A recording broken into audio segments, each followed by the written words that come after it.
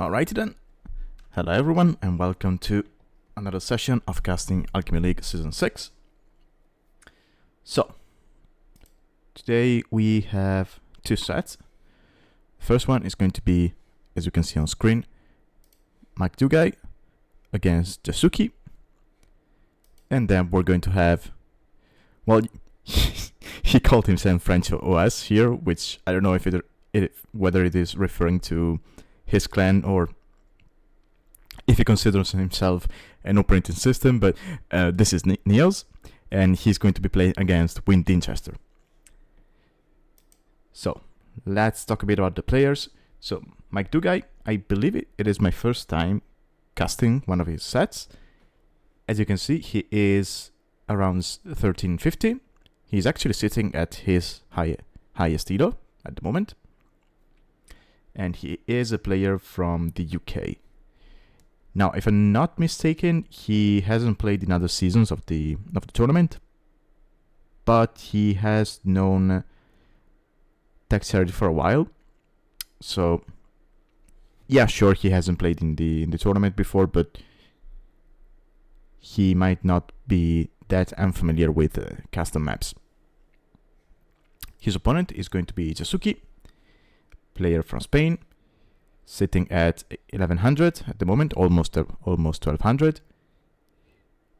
And the thing about Jasouki is that not only he is a player in the tournament, but he also made one of the maps that were used for the current season.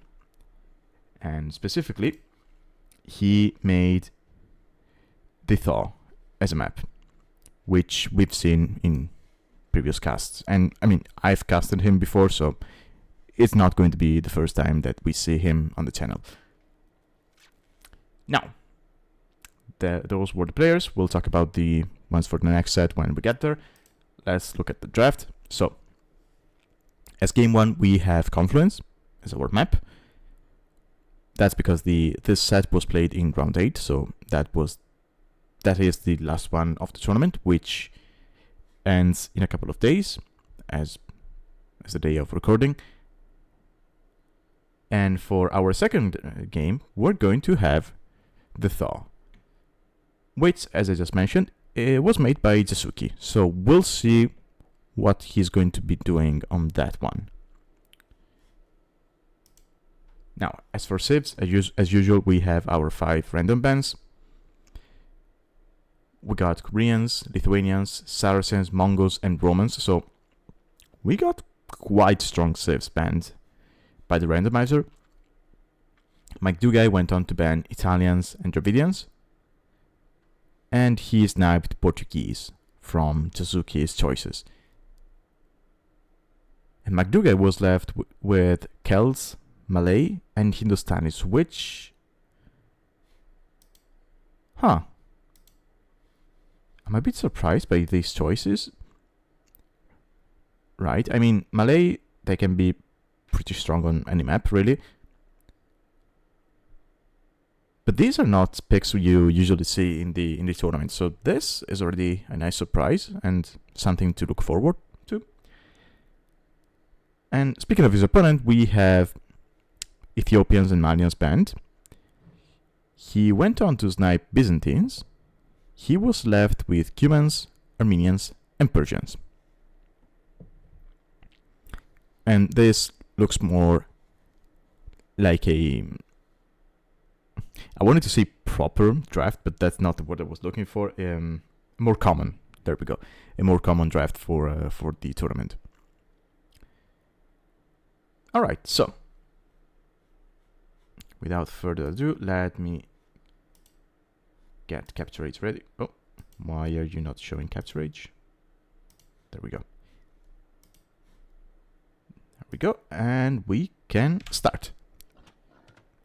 So, game one, we have Persians from Jasouki against Malay from NeozZ. Also, I do not know what's the proper way to pronounce his name. I might say NeozZ. I might change the, what the stress is on the word. If I do, I'm sorry if I'm not consistent with that. Anyway, these are two interesting sets. Now, Persians, they do have their docks with double the HP, and they work faster, same as their TCs. That's 5% in Dark Age, becomes 10% in Feudal, 15 in Castle Age, and then 20% in Imperial. Ooh, Mike Dugat, do not lose the scout. Okay, yeah, he's not going to be able to steal the sheep now because his scout is weak. Oh, actually he is? Oh yeah, Jasouki might lose a couple of sheeps here. Sheepies here. No. Okay, now he's going to get one with the Vil. Will he get the other one? Oh, he gives up on the other one. Okay. I mean, still... Sure, you gave up your scout for a sheep. I don't think that's really worth it. But anyway, back to the civs. So Persians have that going for them. Also, well, also their TC working faster means they can get to the next stage slightly faster than most civs. But Malay are not most civs, right? So with Malay, ooh, okay, yeah, he was.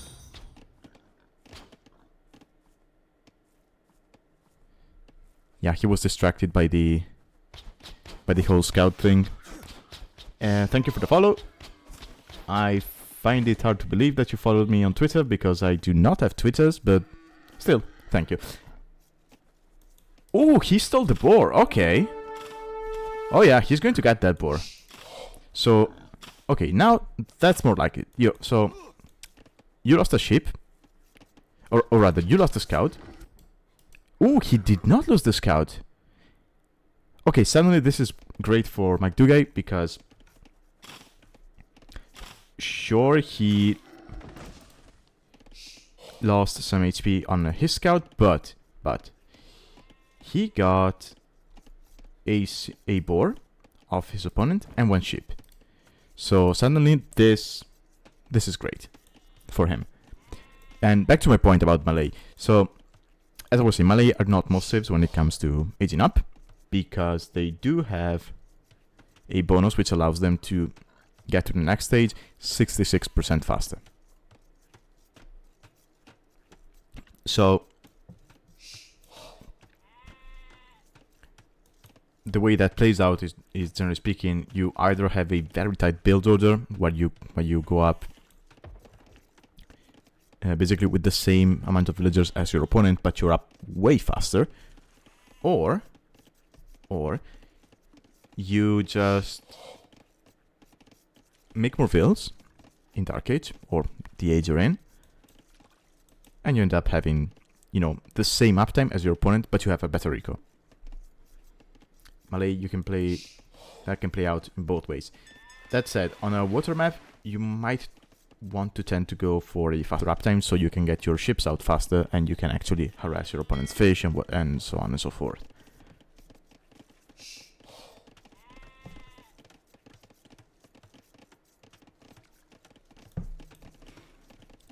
Okay, Mike Dukai, he is making now the dock, whereas Jasouki already has one and already has one fishing ship out. He's about to have the second one out.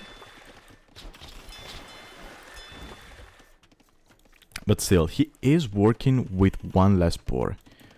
So his old bird order is going to be a little bit messed up.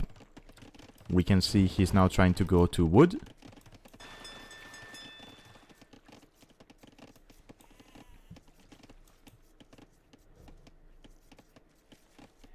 And on this map, it's already hard to go up on this map because, well, not hard in general. It's harder compared to other maps because, yes, technically there are deers, but they're quite far away from your TC. They tend to spawn on the edges of the map, and you have to push them through these woodlines, which is a little bit annoying to do. So, generally speaking, you see uptimes without deers on this map. Hello, Tech. Welcome.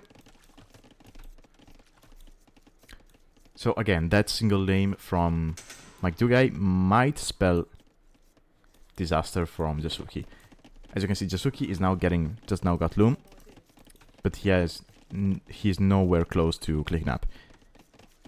Whereas normally you click Loom, you get it, and then you're ready to go up to fuel. He's even going on farms, making a second dock on what's basically a water/hybrid map. And look at that, my Dugai, on the other hand, he had a proper eco working.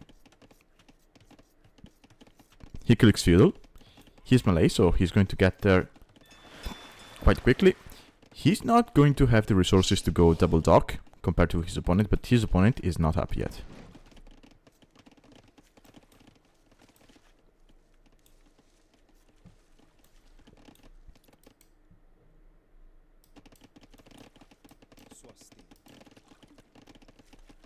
This is going to be, yeah, 4 on gold. This is going to be fires.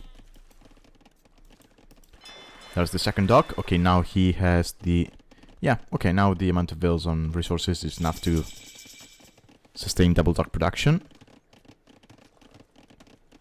We might actually see a triple dock. Okay, there's this triple dock. I don't know. I would have liked to see double bidax instead. Okay, yeah, there it is.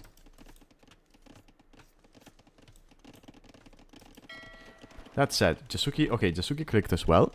He is going for a third dock as well, and he has 5 fishing ships.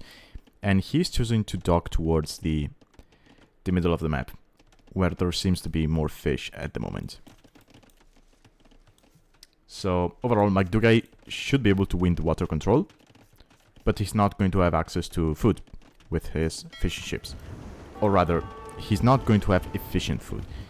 He's now going for the gold, which is nice, because that's going to free up some vills, right? That he doesn't have to send to gold. And as you can see, he can now focus on the food with the villagers. He's going to eventually make the meal as well, which is nice. That's of course going to give him food access, and he will unlock the market, which he will eventually need to go up.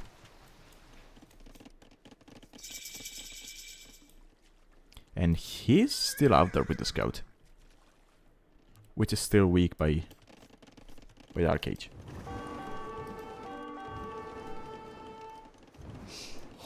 When Jasouki, look at that, he was late to gold, so now he can make a single fire ship. Now he's got the resources for a second one. So if these were not Persian docks, then I would say he's in a very bad spot. Don't get me wrong, he's still in a bad spot, but not a very bad one, because these docks will not go down as easily, and he's going to have them working faster, meaning that he should be able to catch up with fire numbers. Unfortunately, he's producing from 2 docks only. Yeah, he's not queuing anything into this one. Okay, there we go.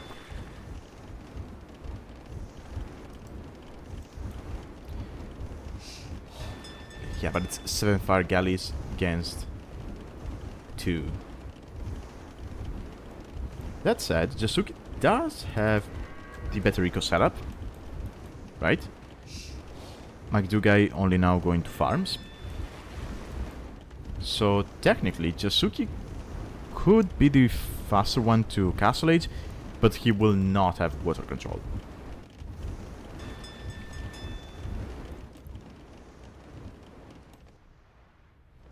Yeah, Magdugai, look at that. He's going to this side with the fires to check whether his opponent has made any new docks. Yeah, he will know about this one.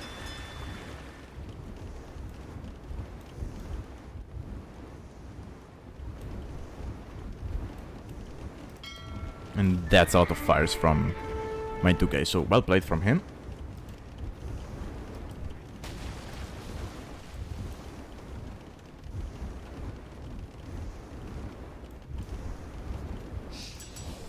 Okay, there's the blacksmith from Jasouki. So he surely is thinking about Castle Age at this point. We might see a market the moment he gets the resources.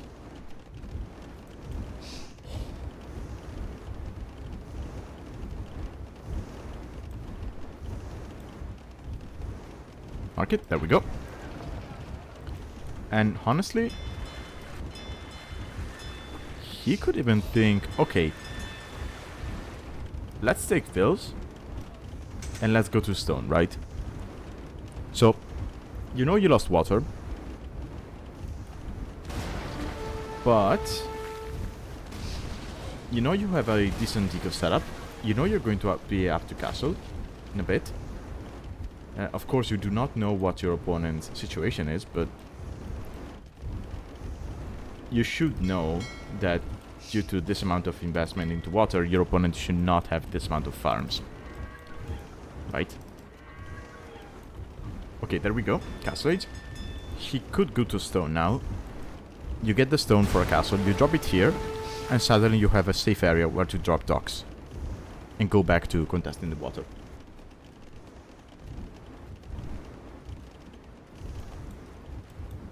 Or honestly, just sneak a veil back here. Right, and you use your land eco. Yeah, he knows about the passage. So he... Oh, McDougal is checking for that, okay. But yeah, technically he could sneak a veil here. Right, you drop a stable. You make some knights, and suddenly your opponent, sure, he has water control, but that's it.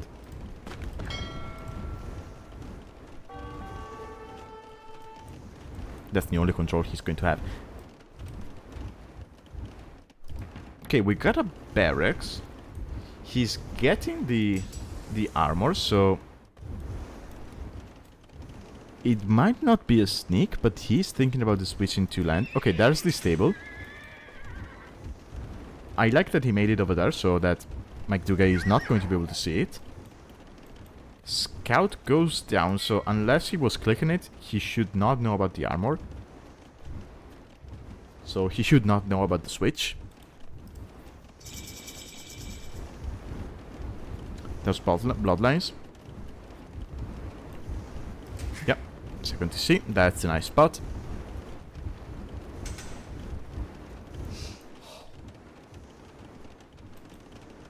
But McDougal, yeah, he's just waiting for the blacksmith, and he should be clicking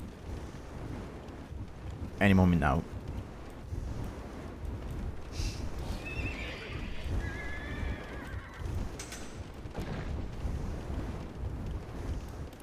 Okay, so McDougal does not know about this stable. Yeah. So he's going to be get caught by surprise by the first couple of knights. And so he's going to have to deal with those. But the moment you see the first knights, I believe you start walling. And I guess you make a couple of demos just to be able to snipe those.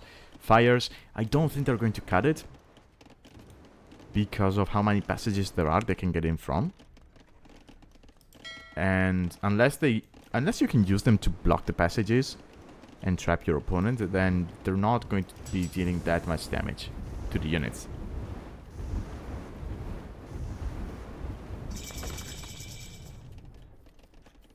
Okay, there's castle for McDougal. Immediately goes for a second to see. And he's on stone now that I look at it. And he's going elephants. Okay.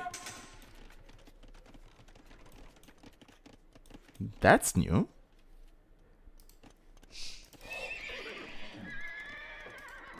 I think it's my first time seeing someone go Malay elephants on this map. Or honestly, going Malay elephants in general in the tournament.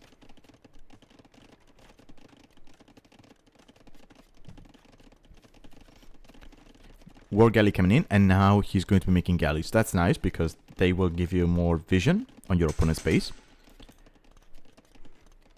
And they're going to be better at denying docks and whatnot.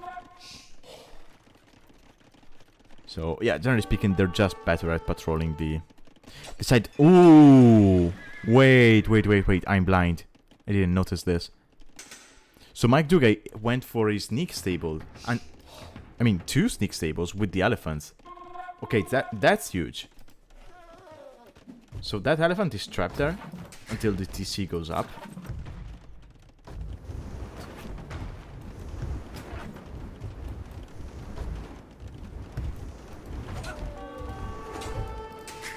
Oh, it's going to get denied. Yeah, there's a couple of elephants coming in. Oh yeah, that TC is denied. mean, the knights are coming, but it's 4 knights against 3 elephants. Granted, 1 elephant is attacking the villas instead of attacking the knights. Okay, sure. The knights will distract the elephants, and so the TC will not be denied. But the moment it goes up, the elephants can just attack it, and there's only 2 villas here. 2 garrison inside, so... but again, it's a Persian TC, so...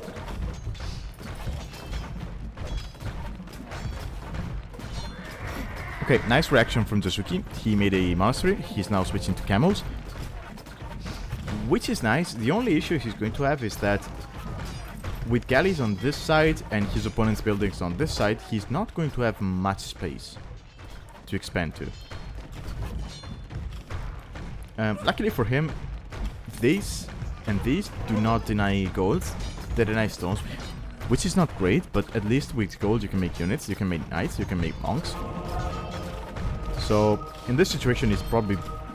I mean, if your opponent is going to deny some resources, it might as well be stone instead of gold, if you get what I mean.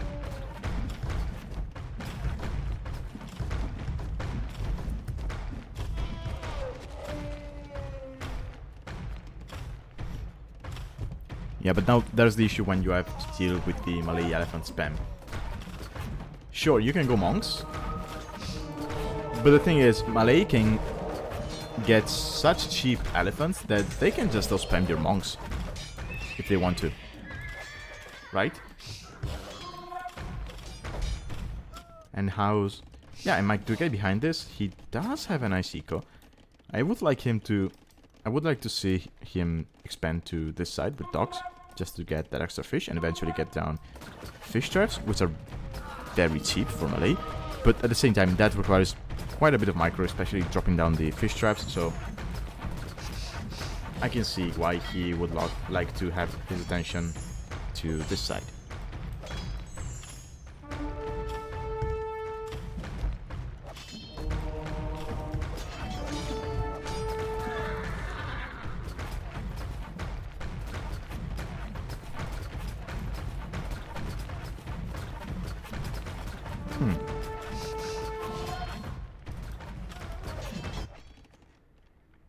Oh yeah, he's still patrolling here. Ville-wise, he's quite ahead, right? I know he has 3 fishing ships, but it's 59 vills to 47.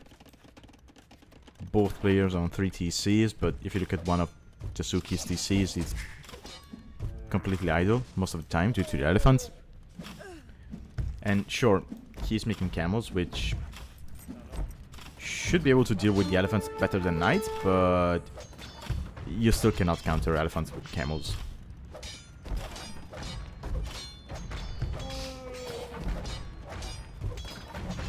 So, in another situation, I would say, okay, just defend with monks. Maybe drop a second monastery. And make a crazy amount of monks to defend with. And instead of going camels, you go knights and you go to the other side and you raid your opponent.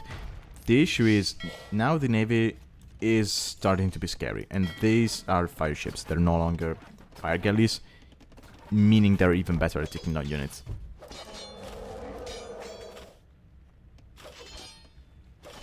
And now we have a pike switch from Mike Duque. Okay.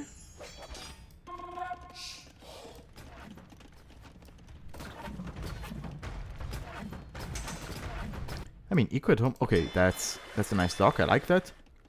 It also gives a nice vision, because with Malay, you have the team bonus, which gives your dogs more line of sight. I forget how much it is. I think it's either 3 or 4 even. But yeah, look at that. That vision is given by the dog. And I believe he does not have Town Watch. It's in the defensive... Yeah, he doesn't have Town Watch.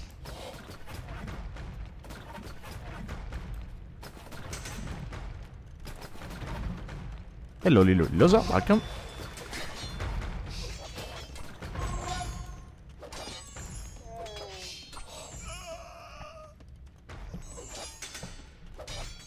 Okay, so Mike Duque, he is still ahead, right? But, okay, that's a nice castle. he needs to not overcommit to the infantry here. And sure, that's a nice castle, but he will not have any... I guess he's going to have the navy to support it. So it should go up. If that goes up, I think it's probably GG for Jasouki, right? I mean, the castle doesn't deny gold. I mean, denies this one, but there was barely any left. But it does deny a chunk of his farming eco, and it takes away a lot of space for him. So yeah. Because, yeah, there's still the stable and the barracks over here. Yeah, Jasouki trying to deny castle, but no. No, because you have the ships here helping. Now, if Mike Duque wanted to be cheeky here, he could just make petards. But no, okay, no, Jasouki calls the GG. So petards to take down the TC, and then you can just run in with the elephants without having to worry. Because now, sure, elephants have a lot of HP, but these are melee elephants, so they have barely any pierce armor, and you already have Botkin Arrow for Jasouki. So, sure, they're nice, but you need to be careful against arrow fire. Anyway,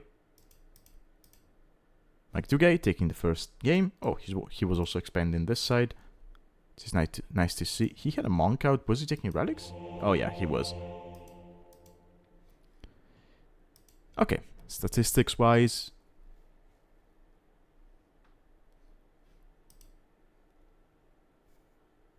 Yeah, overall better military and economical score for Mike Duque.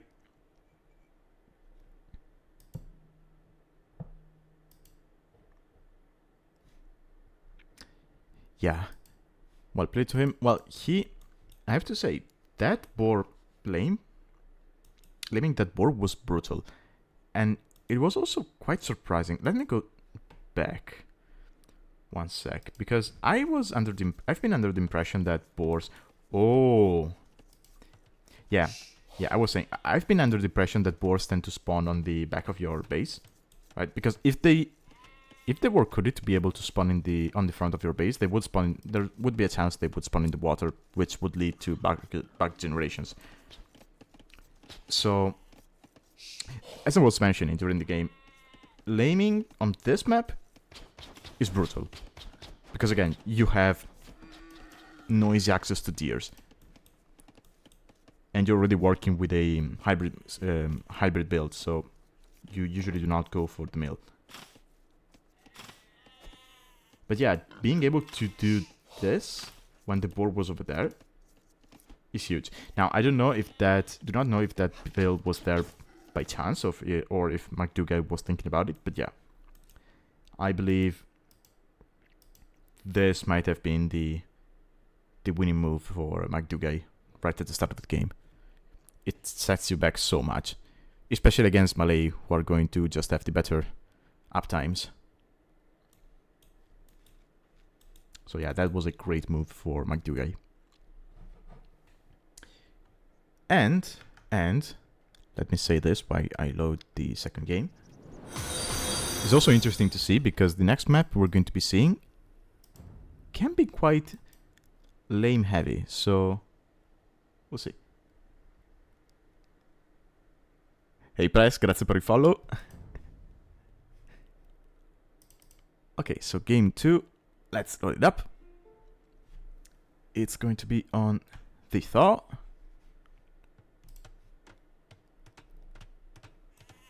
And we're going to have Hindustanis for Mike Duque and Armenians for Jasouki. So, generally speaking, I would not like Armenians on this one because of the, well, lack of water, and Armenians tend to be strong on water. But we have seen a lot of man-at-arm openings, and Armenians should be able to do that quite easily. Oh! Mike Duque was going ahead. Sorry, was going to the front.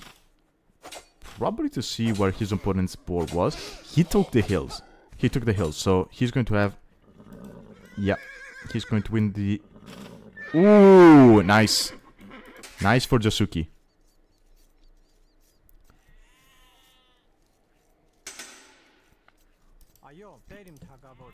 Very nice. He baited his opponent. He knew he was about to lose the scout ward, but he baited his opponent to the TC. And Jasouki, knowing he was lamed in the previous game, he is already taking the second board. And Mike Duga, he's sending a Vil forward, so he's still going to be laming 2 sheep. But he lost his scout, so he's not going to have vision on what his opponent is going to be doing. I mean, sure, he's going to have vision with Vil, but he's basically using, what, 12% of his eco to scout, which is not ideal. Hey, McDougay, welcome. Glad to see you here.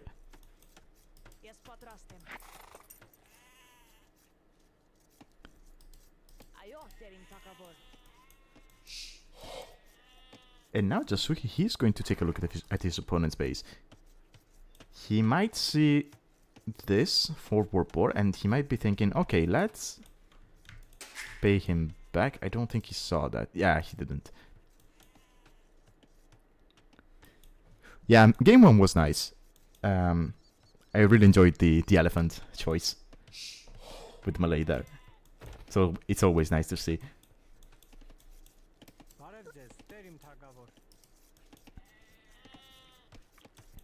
Okay, so back to what I was saying at the start of the game. We know that people tend to go man at arms on this map, so I wonder if Jasouki is going to lean into that and then just get long swords in feudal age and just play a prolonged feudal and just spam units. Hindustani on the other hand, unless the game goes to late imp or stuff like that, they might struggle actually against the Armenians, because Armenians, they do excel at infantry and, well, monks, I would say, and they can play decently archers. Hindustanis, until they get to Imperial, they do not really have a good answer to infantry. Sure, they have crossbows, but you're lacking arbalesters, so you don't really want to be making that many crossbows in Castle Age, because then the moment you get to Imperial, you're basically left with unupgradable units. I mean, sure, you're going to be getting Bracer and Chemistry still, but that doesn't feel great.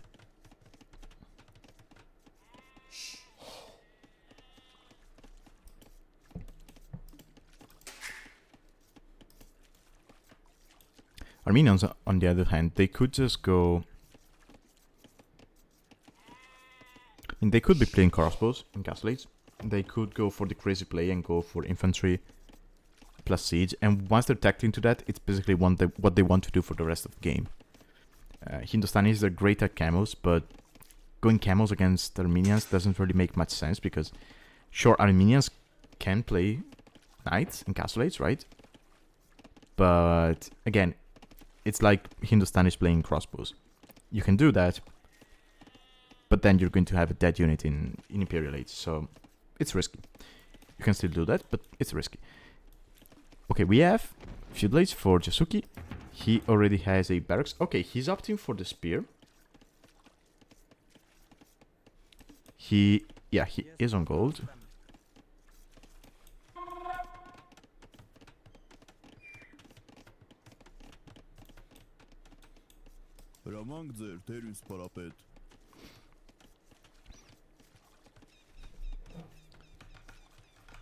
Oh yeah, the openness of the map is going to be pretty nice for Hindustanis, especially in Feudal Age, I would say,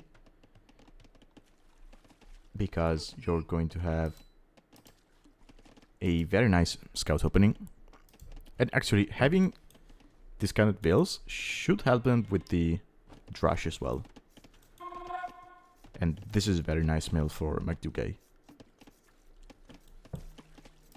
Jasouki could have milled this instead. but he opted not to.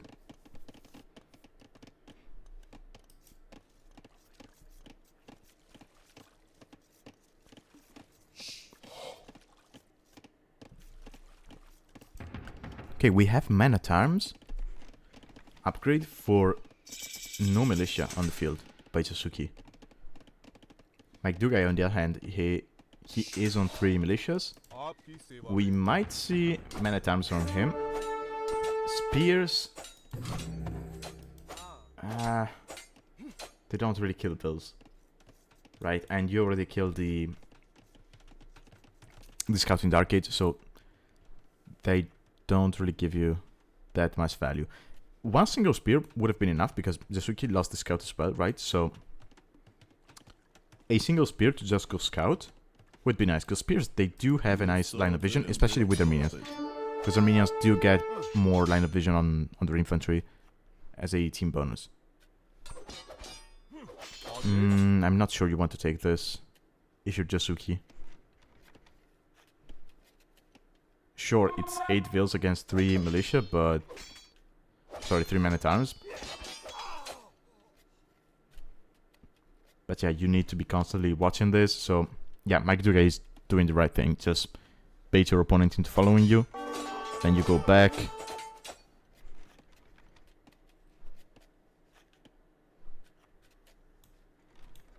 Yeah, that's the correct play. From Mike Duga. And now he has the archer follow-up. Jasouki...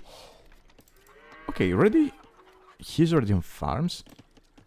He already has the first number upgrade, which is very nice with Armenians, because it is more efficient for them.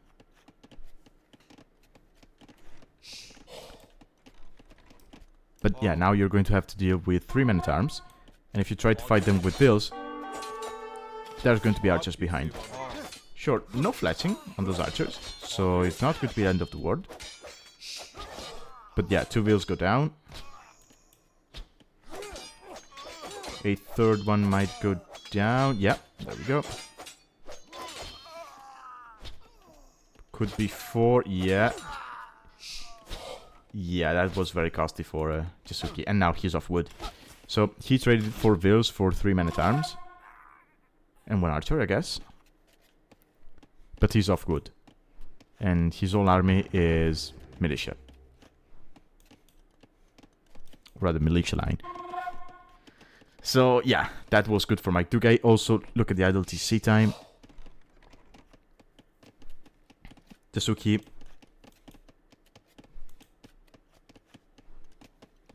I guess he got the timing wrong when he had to switch off fish to farms. I would have liked him to go for that fish as well, because he sees that. So a single mill over there would have been nice. It's also in the back, so it's easier to defend.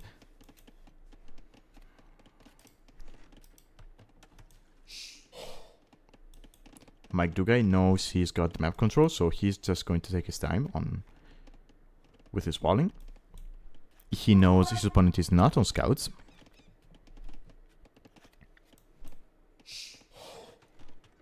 Or archers, for that matter, so he doesn't need to worry too much about counterattack coming.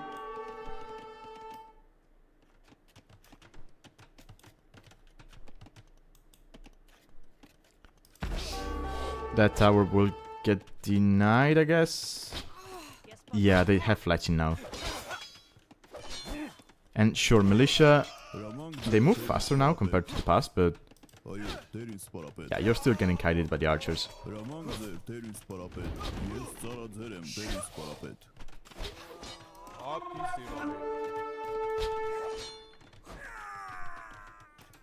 And just like that, Jasouki lost his whole army. I mean, he's got 1 left. He got the tower up, which is nice, because now this wood line is going to be protected. But the fact that you have a tower there means you cannot drop it on this gold, for example.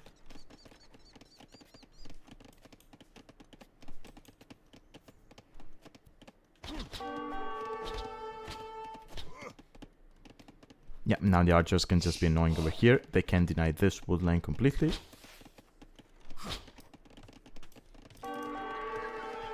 And now, McDougall, he got the farming upgrade. He's just going to drop more.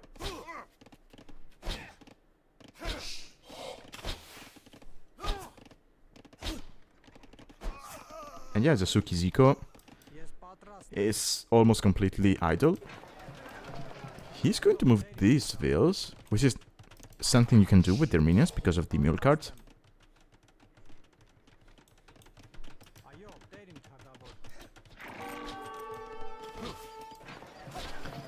Market is going to buy... yeah. It's quite hard to buy your way up now. And even if you do, you don't really have gold access to do anything once you get to castle. I guess he could go for a defensive, for a couple of defensive fortified churches. I don't know.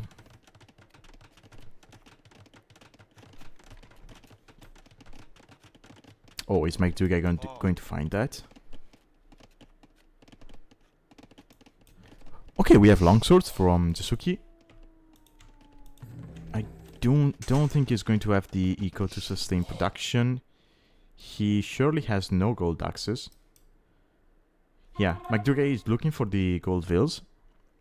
He's going to see that this gold was mined a bit. But yeah, your opponent, he knows his opponent is Armenian, so it's quite easy for him to relocate. Oh, he's going to split the army. Okay, I like this.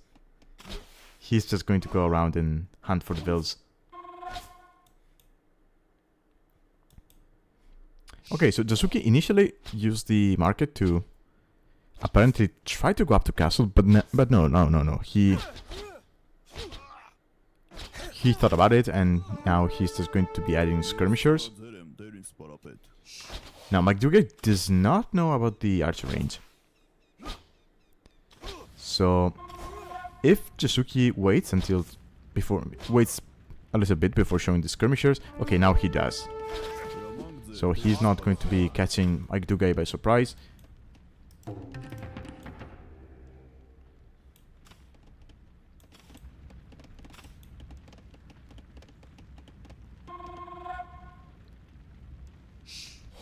Okay, now McDougall, he probably saw those vills.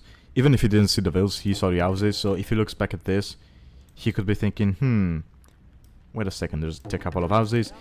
He maybe saw the chopped tree as well. And so he's going to go back there eventually to do some damage. And now, sure, you got skirms, but it's 17 archers against 6 skirmishers. They do have the armor. And so do the archers, and yeah, McDougall is up to castle. He is up to castle, and he's going to go for stone. Okay. Okay, so he's thinking eventually to go into golems. And about that, I don't think I've ever seen the Armenian unique unit, the composite bowmen, go against the golems. So technically, the golems should still win because they do have bonus damage against, archers, and they move pretty fast. But yeah, I would still like to see that because the composite bowman ignores pierce armor, which is, I believe, the highest. Well, aside from HP, of course, it's the highest statistic of the.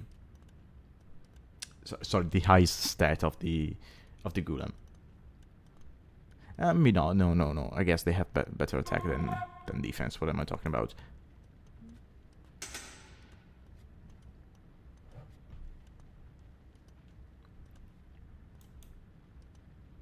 Yeah, as I mentioned, archers can be weird for Hindustanis, but that's if you stay on them for too long, right? In feudal, it's fine. You can just get crossbows eventually if you have this number, and you just keep that ball of crossbows and you use it to be annoying with your opponent. But you want to already switch into something else in Castle Age. You do not want to get to Imperial with 50 crossbows, because then you do not get Arbalester. But yeah, if you open archers, your opponent might go into skirms, which you can deal easily with golems, you can deal easily with light cav, or even camels eventually, which are all things that, you know, Hindustanis want to go into. And short long swords are nice, but you still get kited. And skirms, these are feudalist skirms, so no range, less armor. And Mike Duga, he's dancing with the crossbows.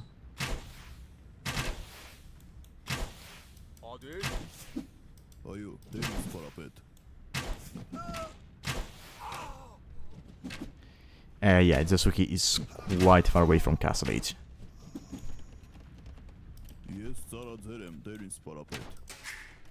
Second TC on the stone.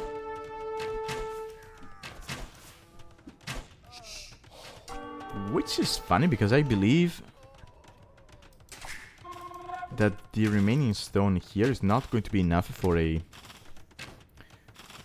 castle. Okay, that was the 4th TC. Sorry, I didn't look at the minimap.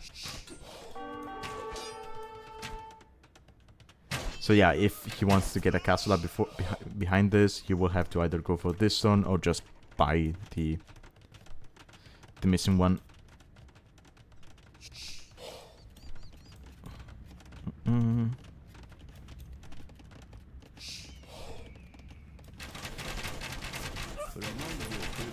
And Suki calls the GG. He knows he's too far behind. He knows he's far away from Castle Age. His opponent already has 20 crossbows. So it's just a matter of time that... Well, we know it's not coming because Mike Duguay went for TCs, but in Jasuki's mind it might be, okay, it's only a matter of time before I see a siege workshop on my face with mangonels taking on buildings, and I'm not going to be able to deal with that, so he calls the GG.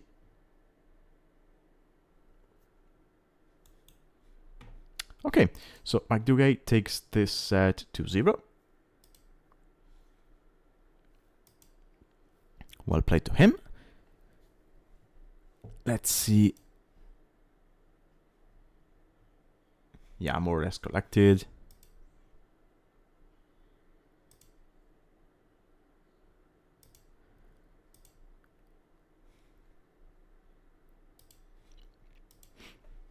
Alright, so let's go back to the drafting table and let's take a look at the X set. Okay, so as I mentioned earlier, we have NeozZ against Wean Dinchester. Let's take a look at the players' profiles. So NeozZ, he is a player from France. As you can see, he is quite high elo rated, currently sitting at 2k5, which makes him ranked in as a 49th in the world, according to the ladder. And I believe until this day he has been the highest elo playing in the tournament, even when you consider previous seasons. And he's been playing with us since last season, if I'm not mistaken. And it's nice. It's nice to see that the league is actually enjoyed by high elo players. Because that means that, yes, it's a custom map league, but it also means that those maps are recognized as actually, you know, competitive by people who play at a higher level, which is nice to see. His opponent is going to be Wean Dinchester, who is slightly lower in elo, but by about 300, 200. As you can see, he is about 2k at the moment, with the highest of 2k3. And he is from Germany. And like NeozZ, he has played in the tournament before. He has played for more seasons than NeozZ. I might be mistaken, but he might have been around since the first one. But again, I might be mistaken, and I might be getting confused with someone else.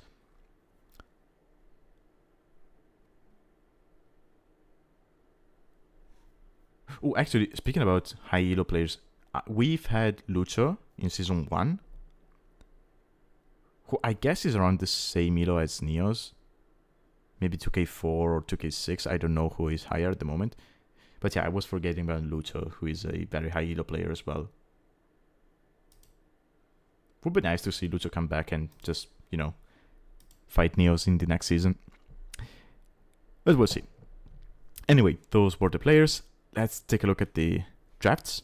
So, as map 1, we're going to have Raw Argai, which tells us this was played in round 7. And as our second map, we're going to have Gugong. So this is going to be a very close map intensive set. Although someone could argue that Raw Argai is not as close as Gugong, and that Gugong, because the need to expand into the map, is not as close as, for example, Arena. Anyway, as for civs, we have Bengalis, Slavs, Cumans, Huns, and Mongols, banned by the randomizer. And then NeozZ went on to ban Berbers and Bohemians. And he sniped Burmese from Wean Dinchester. And he was left himself with Armenians, Turks, and Vietnamese. Now, Wean Dinchester, he banned Spanish and Portuguese, sniped Britons, and was left with Koreans, Lithuanians, and Aztecs. And I have to say something. I'm surprised by the amount of times we've seen Turks being left open when Gugong is on the plate. I guess Bohemians can be scarier than Turks, but I'm just surprised by the amount of times I've seen Turks being played on Gugong, because in my head it is usually one of the first bans you see from players. So either I'm behind on Arena meta, or I don't know. Looking at Wean Dinchester's draft, I'm happy to see Aztecs. I wonder if we're going to see a Monk Rush or some kind of Monk play on Gugong. I hope we do, because we have Tech in the chat, and I'm guessing he would really love to see that done by a high elo player.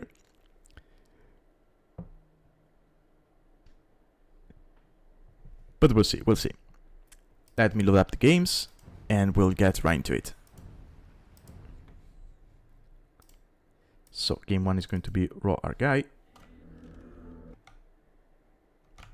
Yeah, I should probably change the scene as well, so you can see that. There we go. Okay, so Raw Argai, we have Lithuanians for NeozZ playing, for Wean Dinchester playing in red here. And then for NeozZ, we have Vietnamese. And NeozZ is already asking for a re?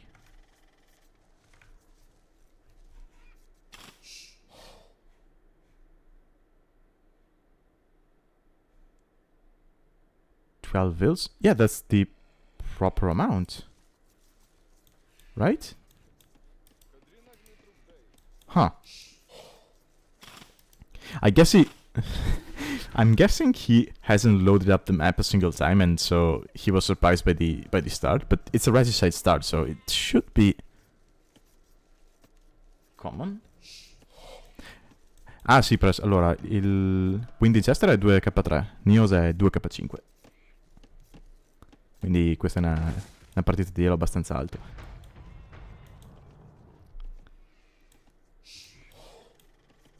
Okay, speaking of the map, I'm surprised to see the spawn of the two players, because I think it's the first time I see people spawning this close to each other.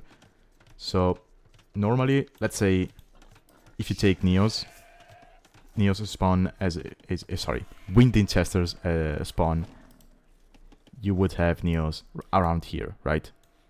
On the opposite side of the map. But here, they're quite close together, so they need to be careful not to get their kings sniped by the castle.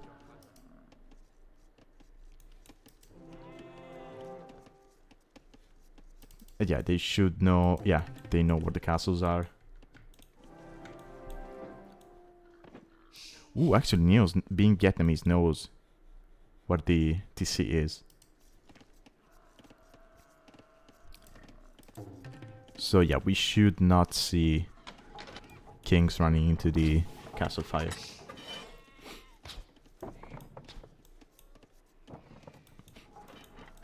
Now, I'm surprised by the Vietnamese pick. But I guess, yeah, because you want Turks on Gugong. And Armenians was the other choice, so... yeah, I guess Vietnamese makes sense. They are a pretty good civ on Fortress to begin with, because you start with the castle and Ratans are very strong of a unit. But yeah, this is an interesting choice. So both players took the boars. Yeah, neither player is pushing the mouflons you have outside your base. Dinchester's still missing a couple of sheep, but you know, they're in the back, so he's going to eventually get them. Actually, he might get them with the king.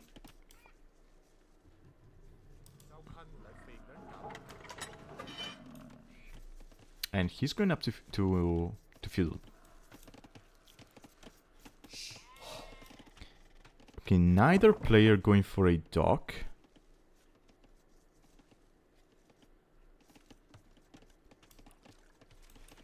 So yeah, so NeozZ went for a mill here on the fish, but no dock.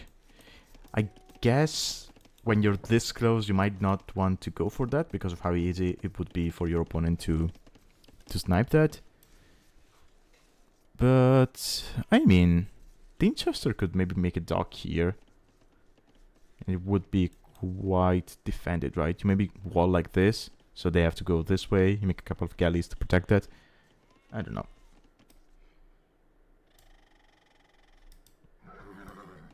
Also, neither player going for the huntable water buffaloes in the middle. And I mean, I'm happy to see this, right? Because what I like about this map is how much stuff there is on it. And so people can just play it somewhat the way they want, right? We've seen people go for the fish. We've seen people who don't. We've seen people who go for the middle. Some others don't. So yeah, it kind of plays out like Fortress in certain ways, but at the same time, you have more options because of how the map is. Oh, and NeozZ is pushing the deer with the king. I didn't even know you could do that. I mean, it makes sense, I guess. I just never thought about it. Although, I mean, you can push deer with a trade card, so it would make sense that you can do that with the king as well.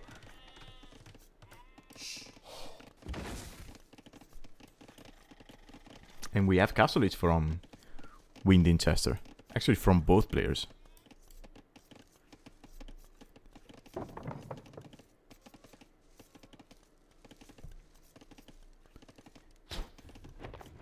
Okay, eco upgrades quite similar. NeozZ is opting for the gold mining upgrade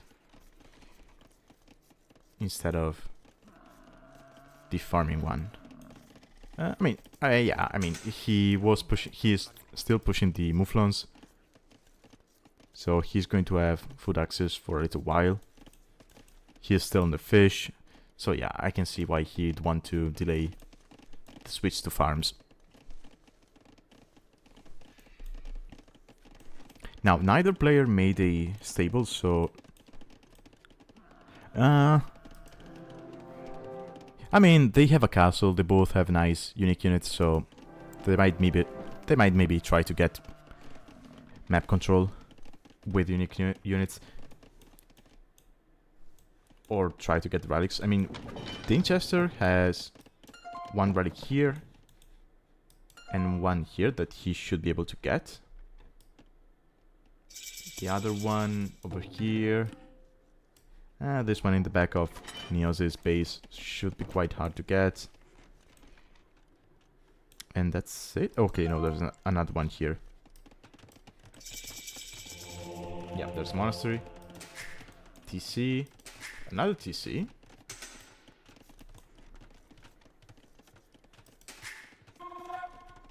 Okay. So 3 TCs from both players. Dinchester also snuck in a monastery, which is nice. So that was a very nice build from him. Again, should be able to get this relic for sure. Probably this one as well. And there, yeah, there they are. So NeozZ is opting for Rattans to take map control.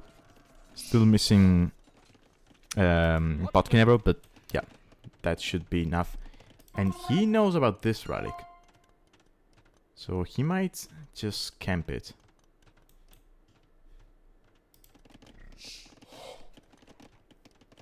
Or not. Yeah, okay, he's going around.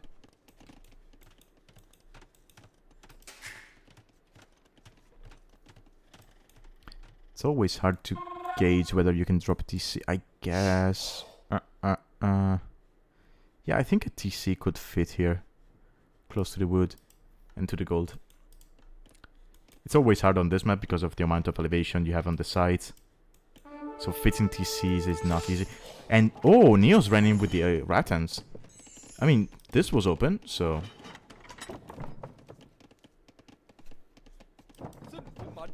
And now they could just sit outside of the TC's range. But... hear me out. Lithuanians, they do get heal forts. This stack was made for times like this, right? Okay, no, he goes for lighties instead. Okay, sure. But yeah, sorry, I just get excited when I see a situation where heal forts could work, because I love that tech. But yeah, it's single lighties is going to clean up those Rattans. You still miss Botkin.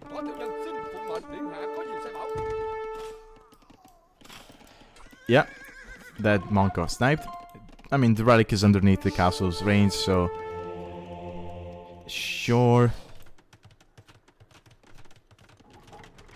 It's not the end of the world. Okay, NeozZ does not know about that relic. Dinchester does. Dinchester also knows he's got another relic here and here. He saw that TC. So he knows the location for 4 relics, which should be... Okay, no, there's a 5th one over there.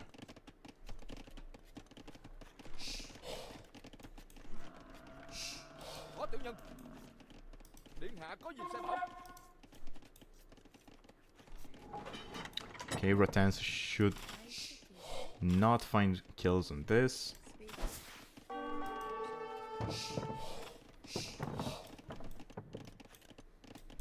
And NeozZ behind... sorry. Dinchester is just opting to kind of boom behind this.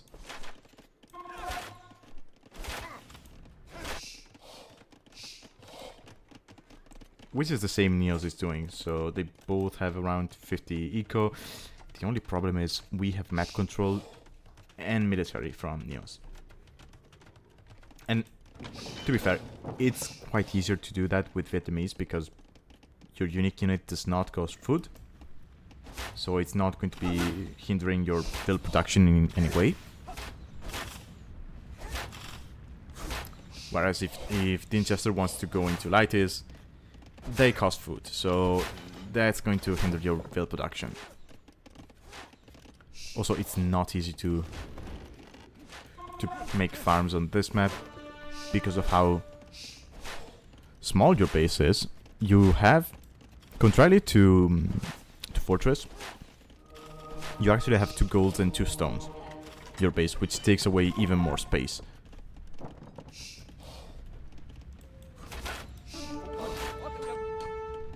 Okay, Rattans, okay, Botkin came in, so they should be able to deal with the lighties because we have no bloodlines and no armor. So Dinchester needs to be careful. Okay, he notices the regrouping. NeozZ getting armor, but it's not going to help against the lighties because they ignore that.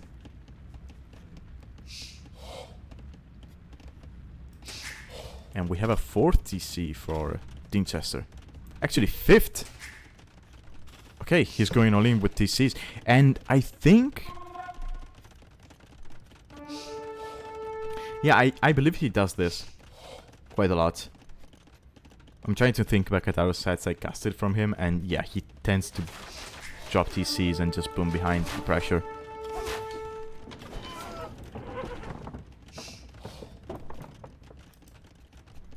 Actually, I'm trying to remember, because in Sprint 1, I remember casting a game where NeozZ was playing. And I forget who his opponent was. It was on Crowrina. I think it was Dinchester. And yeah, NeozZ went for full army production, and his opponent just went for full boom instead. And look at this. Rattans, they don't care about TC fire. I mean, especially when you don't even have fletching. Okay, so that's maybe why he got the archer armor, so he could just sit underneath TC. So 5 pierce armor. It's going to be 6 in a moment. Okay, now there's a Mangonel, and Rattans, in Castle Age, they have 4 base range. The Elite version is going to have 5. But Castle Age, they can be quite weak to the siege. Okay, rally count, still 1 for Dinchester. He's not going to be able to get this for a while. Nice split.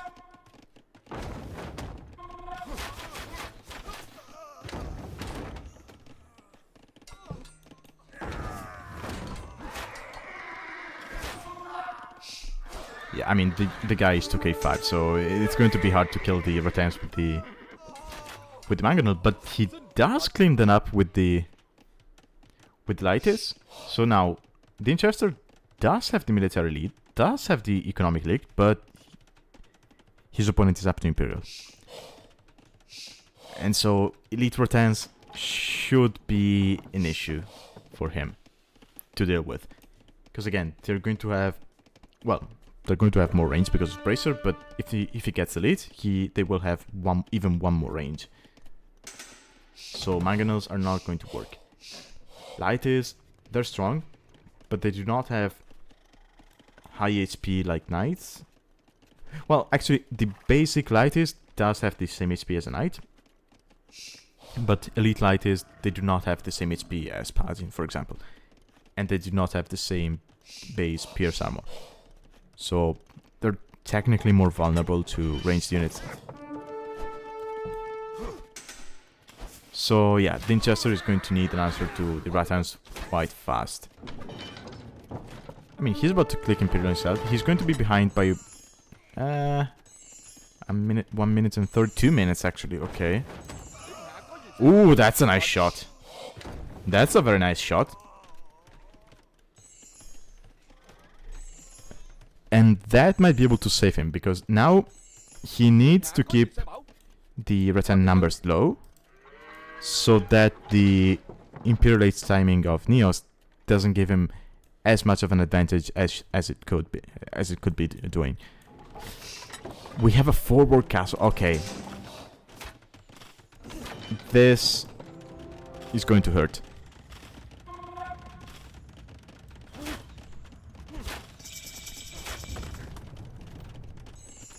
Because now, yeah, you're going to have trebuchets coming from 2 castles.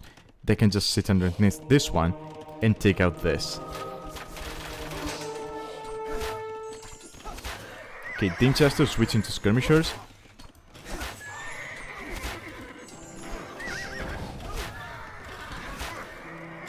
I'm going for a I'm not sure I like this castle. Because it's going to run into the same issue as this one, right?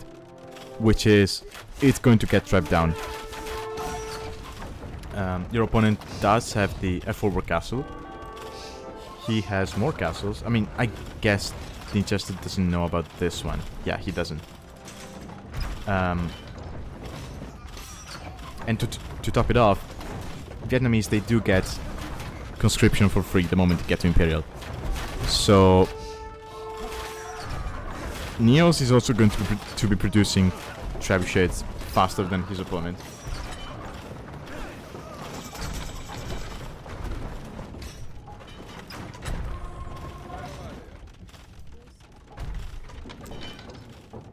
Okay, yeah, the king gets moved to the back.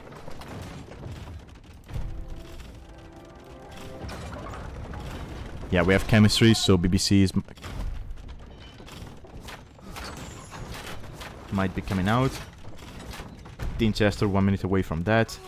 We have Siege Engineers. Oh yeah, this is a strong push from NeozZ.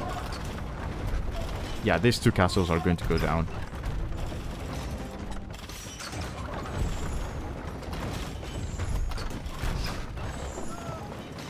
Now, Dinchester already switched to skirms. He is missing the second armor, and if the castles go down, he's not going to have access to tower shields, which will give the skirms 2 more armor,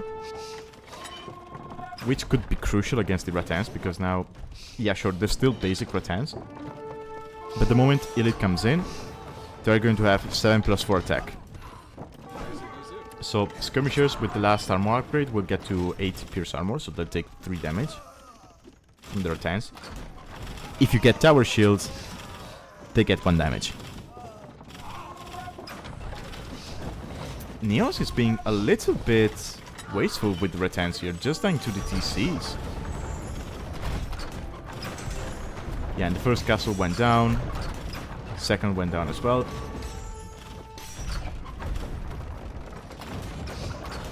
But yeah, now NeozZ lost the... He lost the Rattan mass. He doesn't have Elite. This castle will eventually go down. We have bombard cannons from Dinchester. He was also using the skirms as a shield for the trebuchets. Also, sorry, I have to lower this because it's very loud for me. Especially when the tribes are attacking.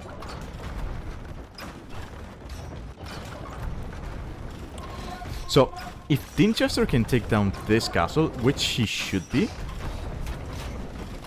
there are no...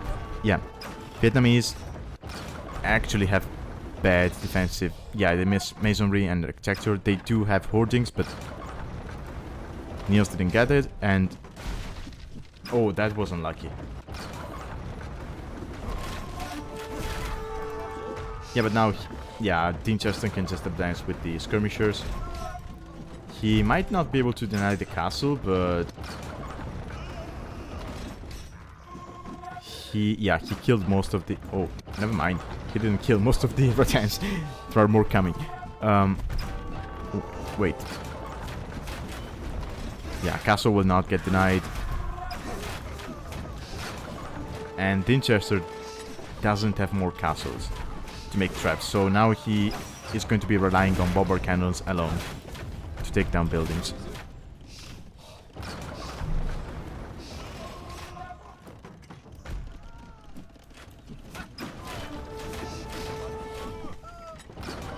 Okay, we have paper money for NeozZ,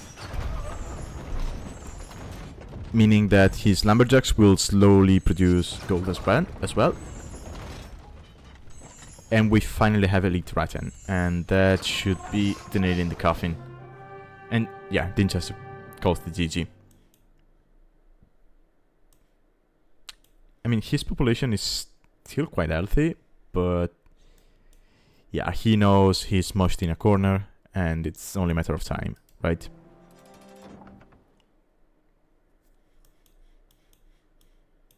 Maybe if he had TCs in this area or here, then maybe he plays on, because then he has more map to expand to, and or rather to hold on to and to have military buildings on. But yeah, this is going to be tough.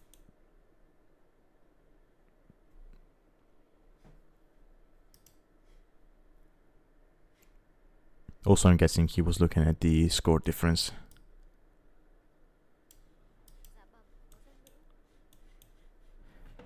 Anyway, NeozZ takes game 1. Let's look at statistics real quick, and then we can jump into the second game.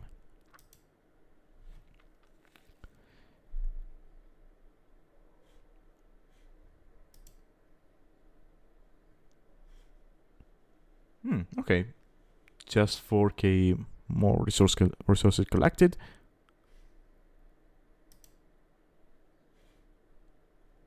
Okay, so Dinchester did have the better times, aside from Imperial.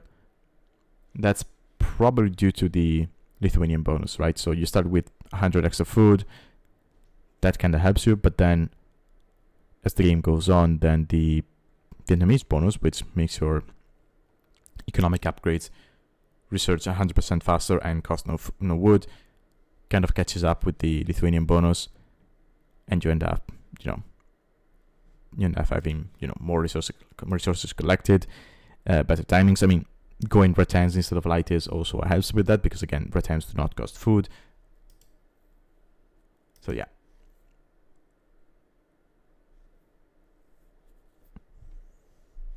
Okay, so let's load up game 2.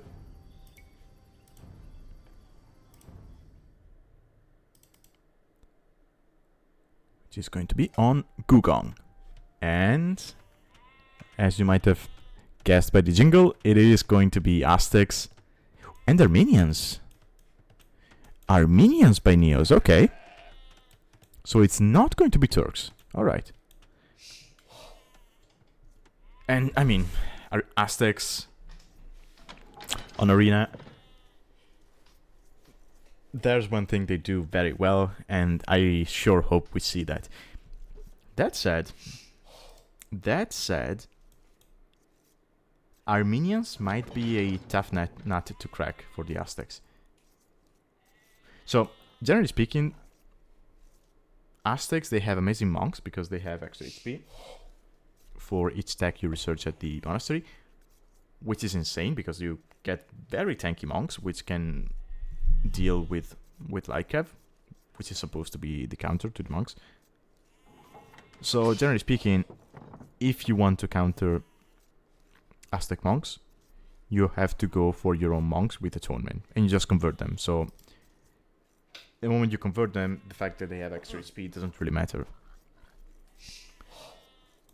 So Armenians, having quite good monks themselves, they don't have any direct bonuses to the monks. They have a unique unit which is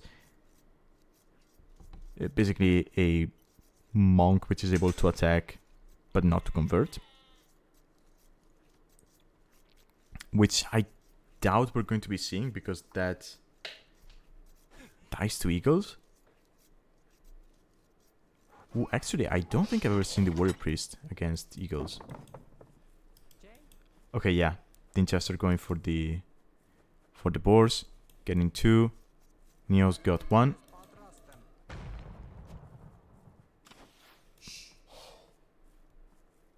Okay, this is nice to see.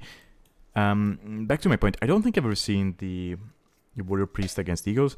I don't even know if the warrior priest has any attack bonus against, well, not just eagles, but shock infantry in general.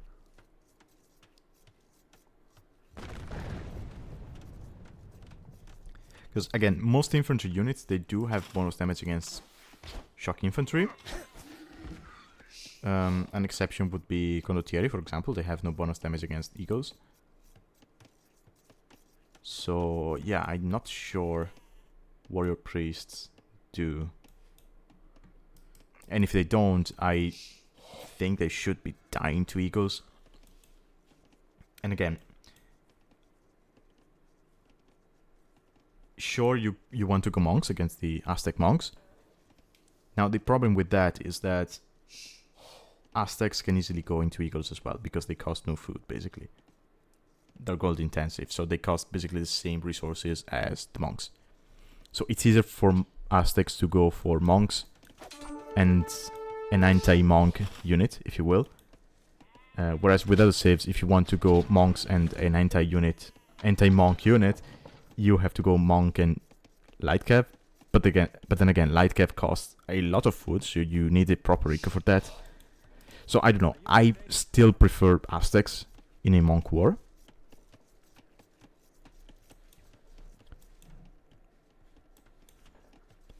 So I think it's going to come down to boil down to how strong are the warrior priests in this situation.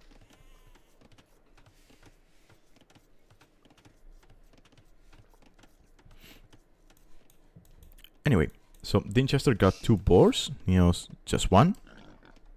And Dinchester might be thinking about getting this one with the eagle. And honestly,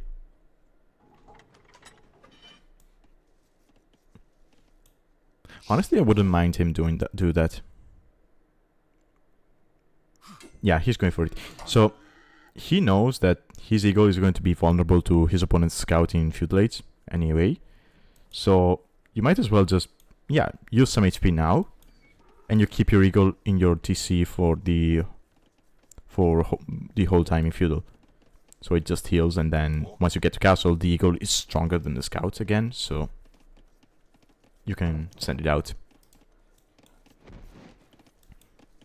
If this was a scout civ, then you probably do not want to do that. You do not want to use your scout HP for the boar, because then you're going to have to be fighting for relics. But Aztecs, you can just put the eagle in the ETC and it will heal, so it's fine. Okay, having a single villain on the gold helped him push 2 deers at the same time.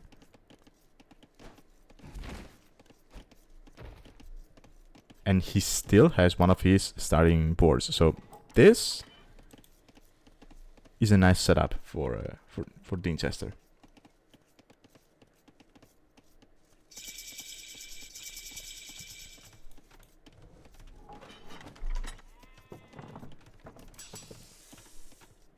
Actually, nice setup for both players.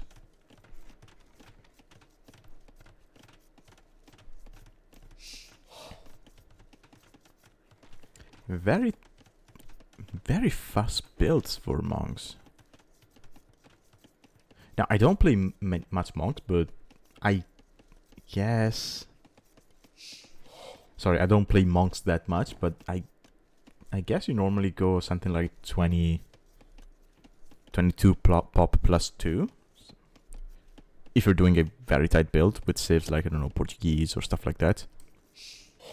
But here they went... I guess 5 seconds of ILTC time. Okay, so, they both sold the stone, so they're doing a build kind of like the one you see on Arabia with the phosphor rushes and whatnot. Okay, that makes sense.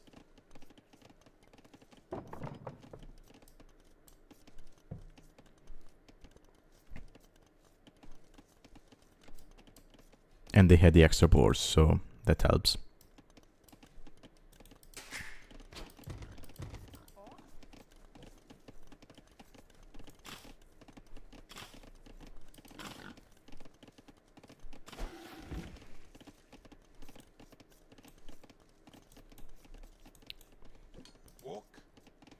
Oh, I thought he would heal the eagle in the TC. He didn't. Okay. I mean, the scout is weak, so...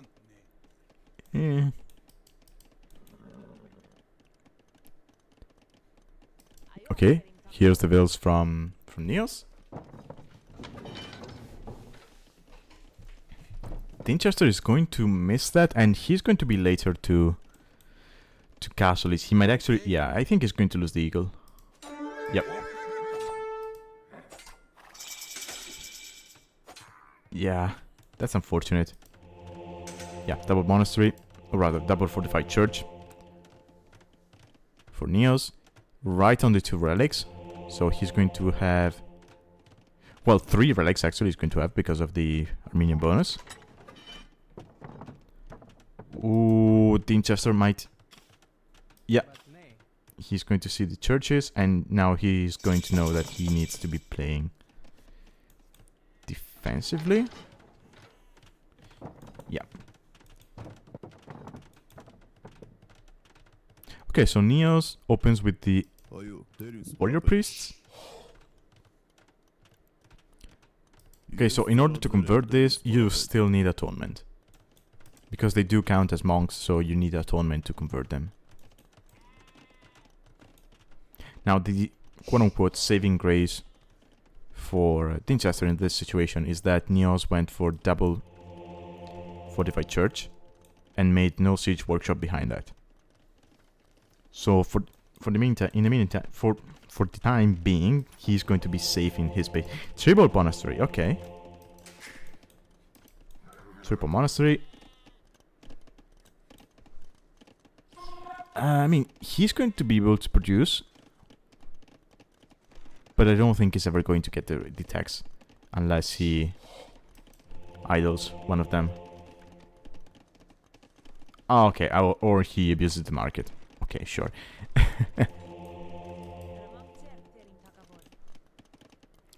Okay, atonement coming in for both players.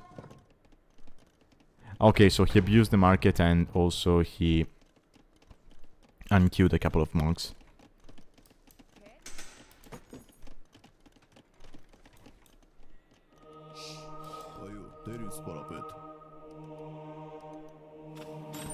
Oh, gets a single conversion. That is nice. Yeah, he was trying to snipe that monk, but... Okay, so NeozZ should know that... Okay, both players are going to know that their opponent got atonement. So we should shortly... Yeah, okay, just delete that. We should see devotion coming in. Yeah, there's devotion from NeozZ. Dinchester opted for a mangonel instead. He probably wants to get rid of the churches before the numbers get too hard of hand. But yeah, NeozZ, he's already had by 2 monks.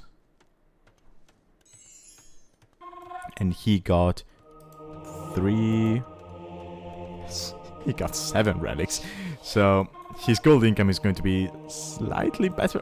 The 8th one was about to come in. Okay.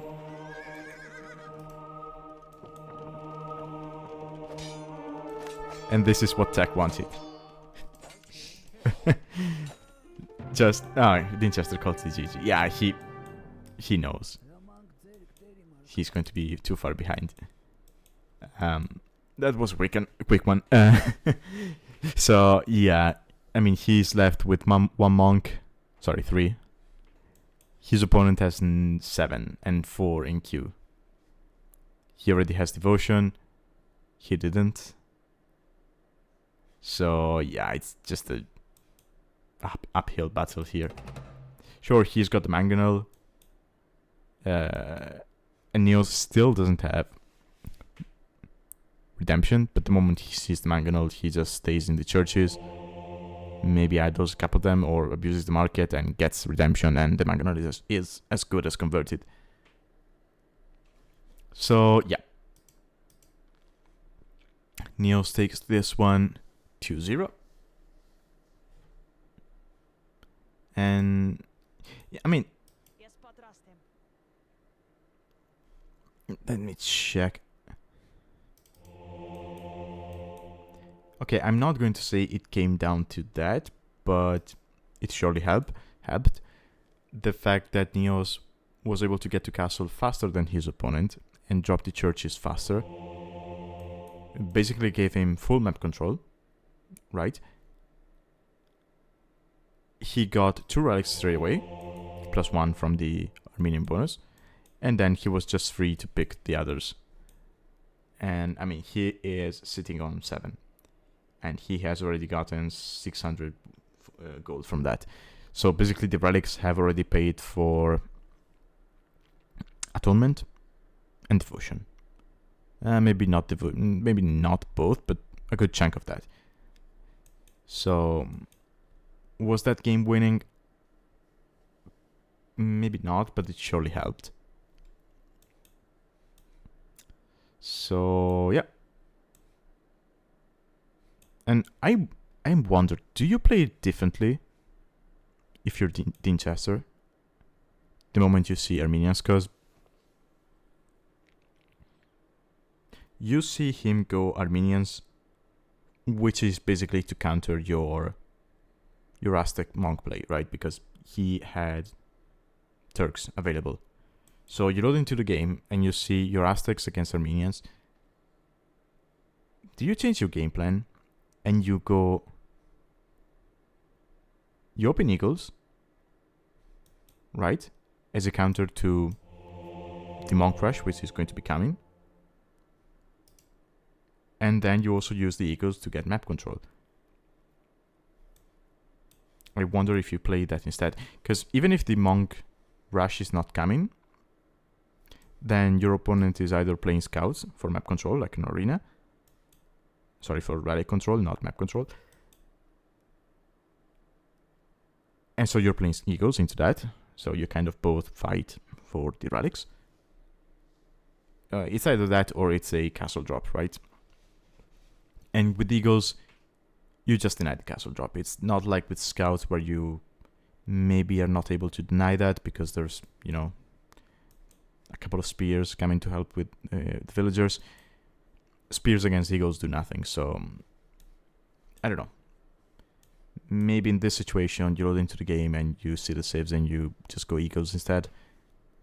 But again, I can understand that you load the game, you have a strategy in mind, and you just want to play it out.